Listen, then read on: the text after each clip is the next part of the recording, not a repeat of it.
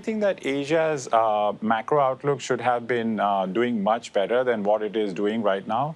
The big picture framework to think about it is that whenever the US is implementing monetary policy and fiscal policy, which is reflationary, especially when the Fed is lagging behind, you tend to see US current account deficit widen, and that helps Asia and emerging markets in form of better external demand. And as I mentioned, in case of China, whenever external demand picks up, you tend to see support from private investment coming in. So that's happening for Asia in this cycle too. But what is holding back Asia in general is this COVID challenge, because of which the private consumption growth has been weak.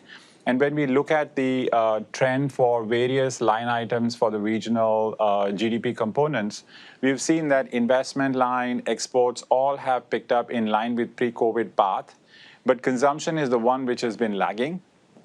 And that is because of this issue of COVID. So we are watching the pace of vaccinations. They are picking up. As per our working, if you impute the supply that is going to be available for vaccine for various parts of the region, by the end of third quarter, you would have 6 out of 12 countries in the region that we cover would have achieved 70% of adult populations vaccinations.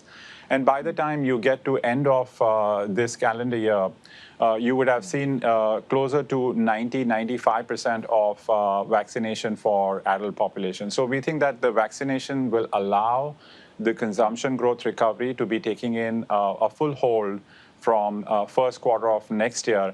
And that's when you will see that broad-based recovery in Asia more broadly.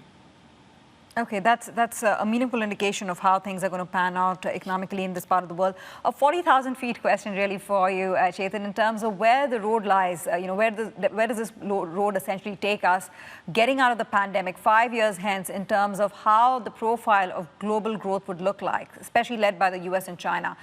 Would it be similar to pre-pandemic levels, better or worse? Well, we think actually there is scope for growth rates to improve compared to pre-pandemic, despite the general perception that, look, big shocks actually have an impact on the longer-term potential negatively. To the extent to which, we needed that policy response from DMs, especially the US, with use of active fiscal policy, and we have got that.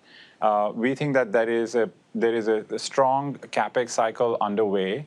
And about 2 months back, we put out this big story which is showing that CapEx trend in the US in this cycle will be the best since 1940s, and that's what that active fiscal policy has done. It's lifted aggregate demand, therefore lifted corporate confidence to take up this CapEx cycle, and that's what will lift productivity growth and potential growth. So we think that pandemic has actually, brought in this fiscal response, which is going to lift the overall growth trends globally as we get out of this pandemic in about 12 to 18 months' time.